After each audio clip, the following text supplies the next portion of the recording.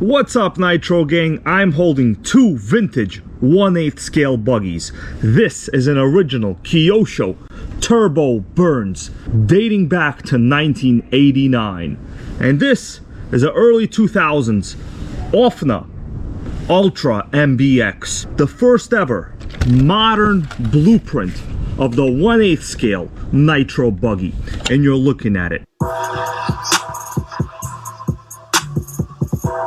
In this video, we will talk about the blueprint of the modern Nitro 1/8 scale buggy. And I was lucky enough to pick this one up. I paid about $200 for this buggy. I did a little bit of work cutting out the body here to make it fit correctly. The wheels here are original Kyosho Burns wheels, but in fact, the Turbo Burns model came with 5-spoke wheels just like this. And check out what it says here. Bridgestone. Who knew that Kyosho had partnerships with Bridgestone for licensed wheels that were spiky as hell back in the 1980s? But they did. Now the reason I have an Offna here is because the modern 1/8 scale buggy is basically no different than this old Kyosho Turbo Burns. Now the Turbo refers to the second generation model of this chassis. I will take the body off in a couple of minutes here. We will take a look at it. And yes guys, we will be firing up this relatively new Dynamite 28 engine. The great thing about the modern 8 scale buggy, it's an extremely efficient and easy chassis to work on and get parts for. And when I take the body off, you guys will see in 1989 it's really not that different from a more modern early 2000s Offna Ultra MBX Pro. So we're talking about a 30+ year history of Kyosho making Nitro extremely great. A top-down view tells us the dimensions are identical. Now you would have thought 1980s dimensions in 8 scale buggies would be maybe a little bit different, right, given the modern time period. But guess what? Wheels in the front lined up, wheels in the back lined up. Now these buggy wheels are a little bit larger than these slicks from Kyosho. Body mounting systems are not completely different, but I gotta be honest with you, I prefer the old 1989 style mounting better. One single body clip here in the front, but it does go into a metal body post. On the more newer Offna, we have a basic plastic body post. Now these are fairly robust, they're reliable, they don't break. Just a little bit of interesting design features, I would say, back in that time period. The rear body posts are the same. We have a plastic single body post here in the rear, and also on the newer Offna, same exact thing. Suspension wise, they are both quite exceptional. I will press down on the rear end on the 1989 Burns. These are original shocks, guys, and we'll take a look at them in a little. The rebound is incredible. There is close to no leaking of oil from what I've observed. Let's check out the newer buggy. These shocks leak, guys. These original Offna shocks, they are not better than the old school style shocks. We'll take a look at them in a little bit. In terms of colors and body style, it's not that much different. Honestly, these go for a more streamlined look. I kind of prefer the angular body style of this old vintage one. This was fairly common at the time period. I would not call this cab forward design, but I do like this angular style look in the front. Now one element here that I prefer on the newer one is this giant Kyosho bumper in the front. This thing covers basically everything right up to the wheel. Newer buggies, almost always you are going to get a super tiny bumper in the front. Oftentimes you kind of want a larger bumper. The rear end on both of these is quite different. If you notice, the old style Kyosho system, the sway bars are prominently displayed towards the rear. In fact, they happen to be the rearmost part of the suspension system, if you don't count any of this. But in terms of suspension system, they are the rearmost part. They seem to work very well and it seems to be a robust mounting system. On the newer Offner buggies, the sway bars are hidden more towards the inside of the chassis. Really nothing in the rear is exposed. The part towards the rear in terms of the chassis would be the hinge pin holder. Obviously the wings are almost always, well, the back end of the chassis, am I right? That's usually how it is. Shocks are mounted also on the rear of the suspension arms here, while on the Kyosho here, they are mounted to the front. Interesting design choice. Personally, I think shocks are more protected towards the rear, because what happens is you could easily hit a rock, bend the shock shaft. If it's in the front, it is not well protected. Well guys, what about the wings? I gotta tell you, I prefer the wing on the newer Offner buggy. They are robust, thick pieces of plastic. It is hard to bend. These wings take a lot of damage. They're cheap to replace. You don't have to paint them. While back in this time period, we're talking Lexan wing over here. Look at how flexible it is. The first flip you're gonna do, you're gonna have separation issues over here. Kind of like the space shuttle did a couple years ago, you know, during the launch of Columbia. Quite a disastrous mission. But Lexan wings, not ideal for a buggy. Any flip you take, this is going to be done. It's going to be over for. Let's take a look at some of the original literature that I got with this exact buggy. Here is the manual. The Turbo Burns 4-wheel drive. The original Kyosho Turbo Burns manual. I am amazed it survived. It says Turbo Burns 4-wheel drive, wishbone parallel arm front suspension with universal joint shaft shafts, oversized pressure type oil filled shocks, absorbers front and rear, shaft drive front to rear, special hardened pan type chassis, that just means aluminum pan chassis, anti-friction bearings, 18 ball bearings included. Modern buggies, you really don't worry about ball bearings. Back in this time period, well, having ball bearings was quite unique, because, you know, if you were building like a Tamiya or something, well, you had bushings. It is very windy out here, guys, but I'll do my best to read what I can. Original color Kyosho pamphlet, what it looks like, single page. The world's finest in radio control models. The ultimate 1/8 scale gas buggy. Now here they go talking about a lot of the Turbo Burns cool features. Some interesting facts about the Turbo Burns. They included a couple bullet points. I'll read some of them for us. Replaces the original Burns as the most powerful 1/8 scale gas off-roader your customers can buy. Second bullet point, placed second in the 1988 IFMAR World Championships in its very first race. Then it says, a step up from the Burns DX. Meet the needs of anyone interested in 1/8 scale gas racing with one of these powerful Kyosho buggies. Well guys, this thing was no joke, and in fact, this is the original manual, and you can tell there are a couple of cool little things here written, I think by the hobby store that this model was serviced at. There seems to be part numbers, a little bit of information hints over here. Now since it's windy, I can't really cover all of this, but there is a handwritten note from the owner of this particular chassis, and it says, Tim, please complete the items listed to get my Turbo Burns running. There's a pretty detailed list of information, man. Back in the day, to own a chassis like this, it was pretty much a significantly interesting, rare, unique Nitro racer. People bought these to race. Kyosho was a world champion many times around, and in fact, we owe the 8th scale buggy segment to this particular chassis. Now this may be the second generation called the Turbo Burns, but the Burns was not much different, maybe a little bit of a color difference, and this one is a little more upgraded. Let's take the body off. Comes off fairly well. Of course, previous owner butchered this part a little bit, but nothing I could do about it.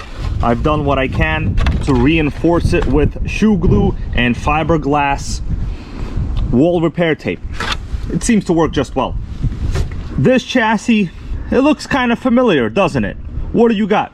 You got a center drivetrain differential layout. Engine is mounted just how you would have in a modern buggy. Exhaust looks the same as you would have in anything, really. You have an upper bulkhead protector here, upper deck, receiver, battery in the bottom. Generally, the layout is not much different than a modern buggy. This particular one has had a couple upgrades over the years, as obviously we all can tell. Now, the original motor in this would have been an OS RX 0.21 engine. The retail price of this was $249. Unfortunately, I do not have the original motor yet, but maybe in the future I will try to source it and I can restore this to its original running spec. These were sold as kits. They did not come with an engine. This is a modern, broken in, I think halfway used Dynamite 28 direct fit, great engine. These are like $105. Just goes to show you the versatility of the 8 scale buggy chassis platform. Even a brand new Dynamite 28 direct fit, no problem. This seems to be an upgraded OS EFRA tuned pipe. I do happen to have the original tuned pipe. Check it out. This is the original tuned pipe. Notice if it was mounted as it normally should have been, the stinger is quite close to the rear wheels. Modern pipes, the stinger tends to be, well, in this exact location. I don't know what time period this was purchased, but obviously this technology did not survive in terms of performance. Otherwise, we would have still had this kind of design. This chassis, I notice, has many interesting features. Now, I gotta call them a little bit of a surprise to me. My experience with buggies, even as vintage as this early 2000s Offna, really only starts with early 2000s Offna. And they are generally the same. Doesn't really matter which one you get. Hyper 7, you get a Hobeo, it doesn't matter. Basically about the same layout. This one has things I have never seen before. And it's a little bit tough to see, but I am pointing to a see-through diff cover here in the front. Yep, guys, these cars had clear see-through diff covers. Hopefully you can maybe see a little bit in there. If I move the wheel there, you could see the diff moving a little bit slowly. Well, that's really just the diff cover. You can't see the gears anyway, so it really doesn't matter. It also has the matching rear see-through diff cover plate in the rear end as well. Quite interesting design feature. Other than that, it's basically an 8 scale looking chassis. Now this one has what looks to be some kind of chassis protector system applied to it. Now, if you take a look right here, very close to the engine mount screws, there seems to be somewhere, and it's revealing what looks like a carbon mesh. If you take a look at the cross section of this chassis, this is normally a regular aluminum chassis. This seems to be an upper and a lower chassis protection system. As I slide my finger over it, definitely a chassis protection system. You could see when it was running a starter box, there is some wear right here on the chassis. I don't know how this chassis protector survives. I've seen like eBay style chassis protectors. This is light years ahead in terms of technology. Now, I also wanted to talk about the wheels. These are the original spiky wheels it would have had. These are optional wheels, but it would have come with these in the box. Notice I have 4 wheels. Some are taller than the other. Well, this buggy actually uses factory staggered wheels. That means the rear wheels are wider than the front wheels. So here we have exactly 5 spikes going down. Here we have 4 and 3. Basically 5 and 4, 4 and 3 spikes. These ones are also the same. So the rear end is wider than the front end. I honestly don't know if that's a good thing or a bad thing, but I think modern evidence has shown us that cars really no longer use staggered wheels unless they are 1/8 scale Nitro on-road racers, similar to Serpent, similar to the X-Ray, similar to some of the HPI Proceeds. Those are 4-wheel drive, but they do have very fat rear wheels. Maybe during this time period that was the thinking, and Kyosho said, hey man, if the 8 scale on-roads are doing it, let's do it too. Let's make Nitro greater than it ever was. And they did that, guys. But they didn't just end there. Notice the wheel nut over here. It's a screw. It's not a 17mm hub. It's not a 24mm hub. What kind of freaking hub is this? Look on the inside of the wheel. That is a giant hub. That in fact is, I measured it, 19mm. So I recommend we take one wheel off and just examine what the hardware looks like. Take the wheel off. I'm using a 3/8 socket.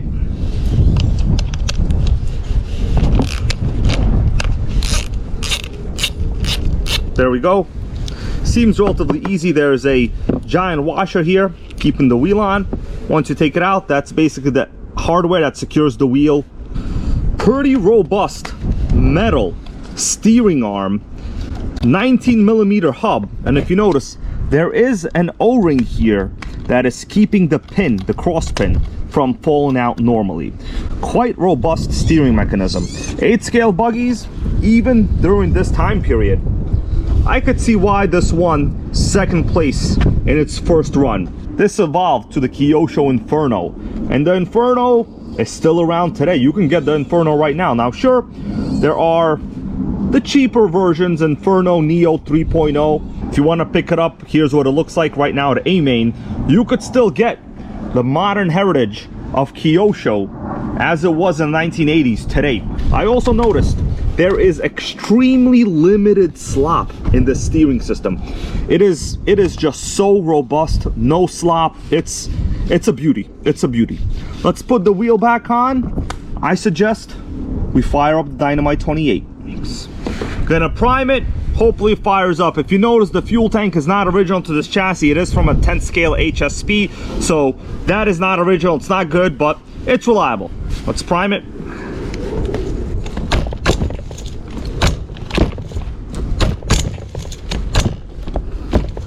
I don't have access to a head warmer. My 3S LiPo killed itself as expected, but people have ran Nitros in the cold for many years, and today nothing is gonna change. I've already primed it. Let's fire up the Dynamite 28. I have the idle open a little higher than normal. I'll lower it as soon as it fires up.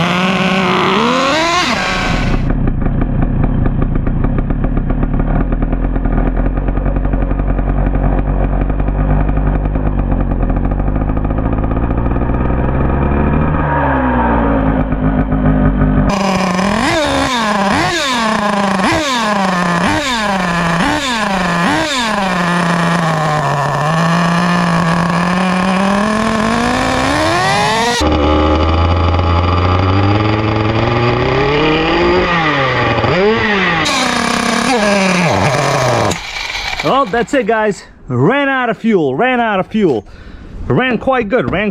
I would say this engine seems like a ton of power for this chassis. So the only problem is, so far that I know, we have an extremely tiny, terrible fuel tank. But you know what? It holds a vacuum quite well. I don't notice really any tank leaks other than what I spilled. Dynamite 28 fires up well.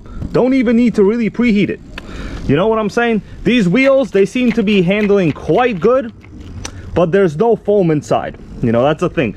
During this time period, wheels like these, pretty much all RC wheels, they were pneumatic wheels, meaning no foam on the inside at all. Zero foam. You were living the foam-free life. If you wanted foam on your Nitro, you had to get a foam air filter, okay? So this is not the original filter. It's actually a little bit too large. That's why sometimes when I have the body on, it makes a weird noise. That's because the housing of this filter literally hits the spur gear right over there as it contacts the spur. Well, guys, Nitro's made great again. We've come to the end of this video. I want to say thank you all for watching as we fire up one of the world's most important Nitro chassis. We all love buggies today, but this is truly where the 8th scale style of the modern buggy began. Thank you all for watching, and let me say special thank you to my channel members, my Patreon supporters, all of you viewers out there. Thank you for helping me buy old Nitros, make them drivable, make them great again. And I'll see you all in the future with another Nitro Gang purchase. Till next time.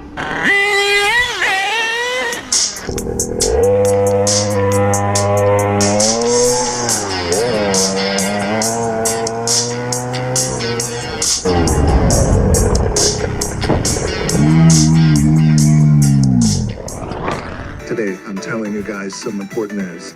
Nitro will never die. That's right, I'm gonna die. If I don't shave my balls. That's right, this video was sponsored by Manscaped. Get these new trimmers for your balls. On a real note though, I really am gonna die.